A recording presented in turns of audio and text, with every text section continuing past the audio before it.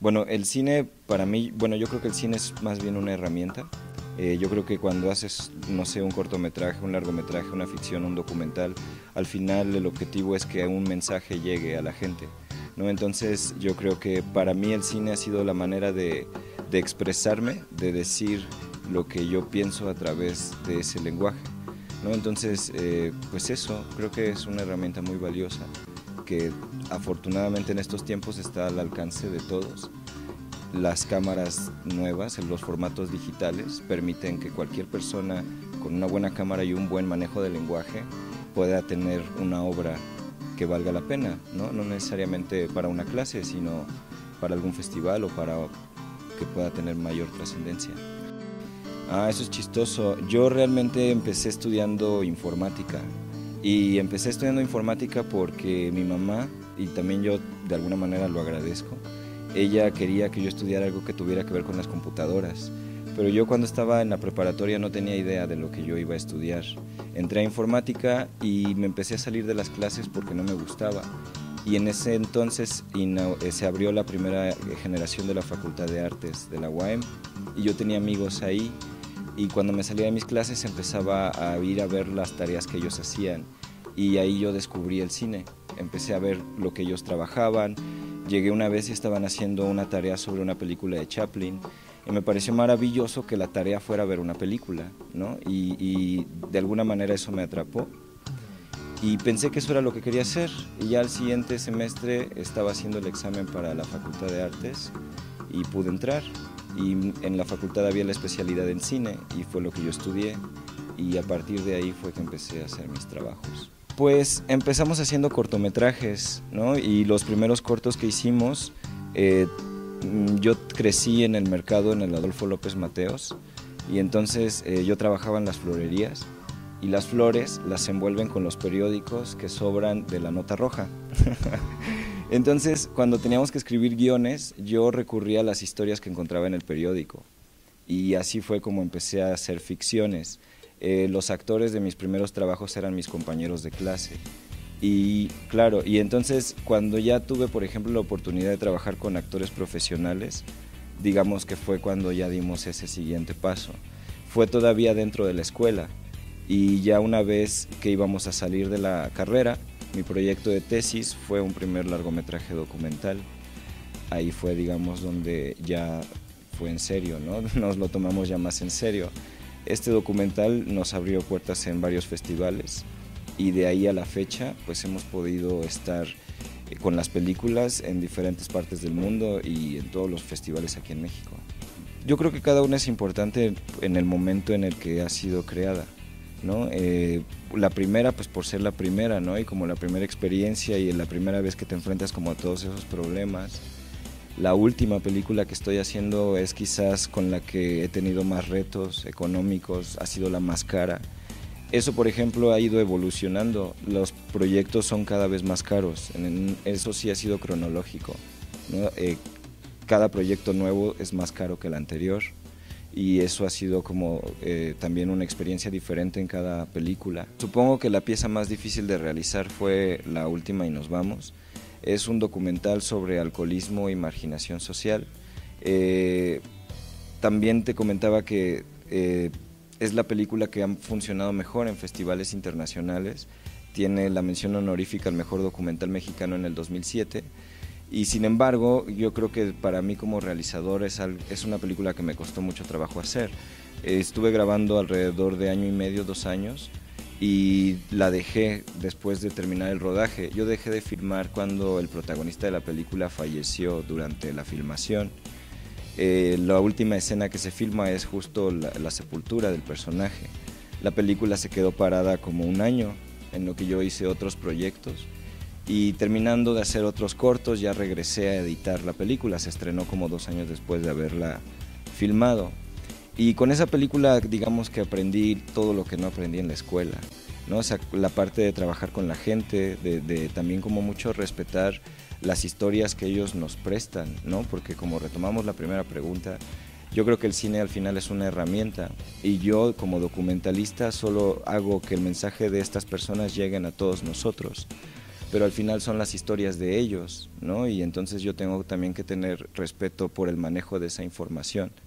Entonces todo eso lo aprendí ahí, ¿no? Y yo creo que a partir de esa película creo que mi trabajo documental sí se ha enfocado más hacia lo social, porque creo que las historias de las personas son las que más a mí me interesan. Pues el premio que todos los directores buscamos es justo ese que tiene la película, al mejor documental mexicano. O sea, lo dan todos los años, los festivales internacionales dan un premio en su país a la mejor película. Y pues bueno, es el premio que todos peleamos, ¿no? De alguna manera. Es muy triste porque pues es una contradicción. Tengo otros 3 largometrajes que han recibido menciones, que han tenido premios, pero ninguno ha tenido el mejor documental mexicano. Y La Última y Nos Vamos lo tiene. Y no es un documental que yo celebre, es un documental que lo veo y me cuesta trabajo ver, es un documental por el que no me gusta recibir felicitaciones. Cuando lo ves es muy amargo, ¿no? Entonces es contradictorio. Te decía que yo no creo que nosotros como documentalistas esperemos que algo trágico suceda para que la película funcione. Hay muchas películas muy polémicas, ¿no? Por ese sentido, de dónde está el límite del documentalista, hasta dónde puedes transgredir, hasta dónde puedes participar, hasta dónde puedes solo ser testigo. Y yo, para estar tranquilo, me manejo con la premisa de que primero soy persona antes que ser cineasta. Yo no podría estar grabando que estén golpeando a una persona y encuadrar para ver mejor cuando puedo detener eso, ¿no? Entonces es un dilema que sí hay mucho entre los realizadores y cada quien en sus propios criterios pues decidirá qué hacer en ese momento, ¿no? Pero yo creo que es algo que yo tengo muy claro, que si llego a estar en esa situación mi papel siempre será como una persona antes que la película, definitivamente, ¿no? Yo no me sentiría bien con lograr una filmación, una película a costa de alguien más, ¿no? Entonces yo no hago cine para eso. Sí, de hecho también los festivales es algo como que a mí me ha permitido eso. Parece que no, pero cuando no estás en un festival es como si estuvieras fuera de la jugada.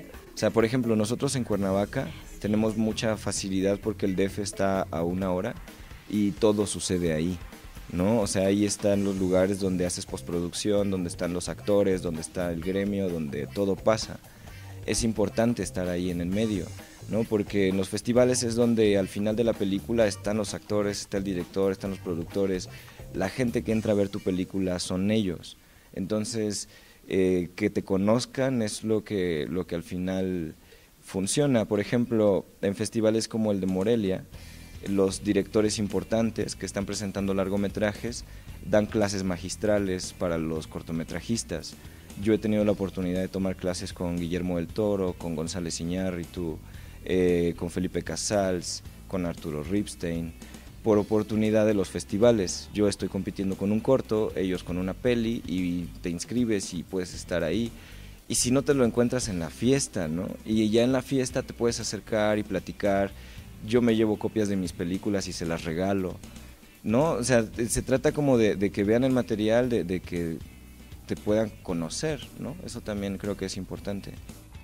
Pues yo, por ejemplo, me gusta mucho el cine de Carlos Carrera. Es un cine muy comprometido, muy social. Él es director del Crimen del Padre Amaro, esta última película del Traspatio, que es sobre las muertas de Ciudad Juárez, ¿no? Entonces, y sin embargo, él, por ejemplo, tarda mucho tiempo en sacar una película. Su primera película fue La Mujer de Benjamín, después hace Un Embrujo, tiene 4 pelis en mucho tiempo, pero cada una es muy bonita, ¿no? Entonces a mí me gusta un poco esa parte. Yo creo que no importa tardarte tanto, pero que cada película sea una película importante, ¿no? Entonces me gusta mucho el trabajo de él en cuanto a ficción. Y documental, por ejemplo, ahorita Everardo González creo que es uno de los documentalistas más importantes de México, y también su trabajo de él me fascina, también es alguien a quien admiro mucho. Yo creo que esas 2 personas, por ejemplo, son con quienes a mí me gustaría trabajar en algún momento en México. Ajá. Por ejemplo, en la última película que hicimos, que se llama Nahuales, es un documental sobre leyendas de espantos y aparecidos. Nos pasó un par de cosas bastante curiosas, ¿no? En cuanto a lo que nosotros buscábamos con la película.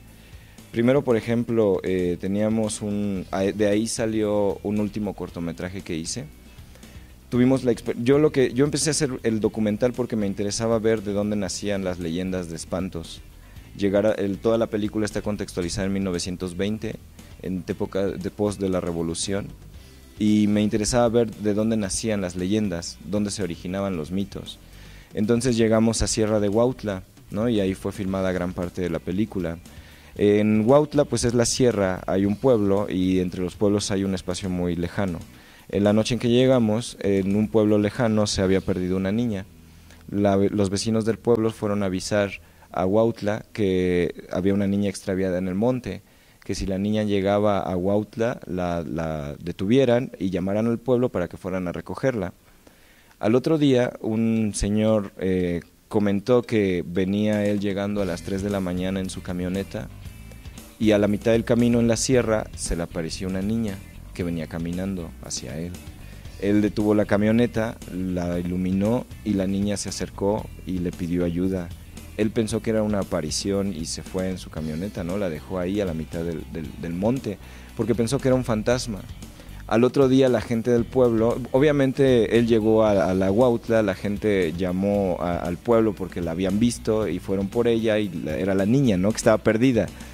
Pero al otro día la gente del pueblo empezó a decir que en esa curva se aparecía una niña por las noches, que era justo lo que nosotros estábamos buscando. O sea, ver de qué manera se generan los mitos, ver de qué manera se empiezan a generar historias.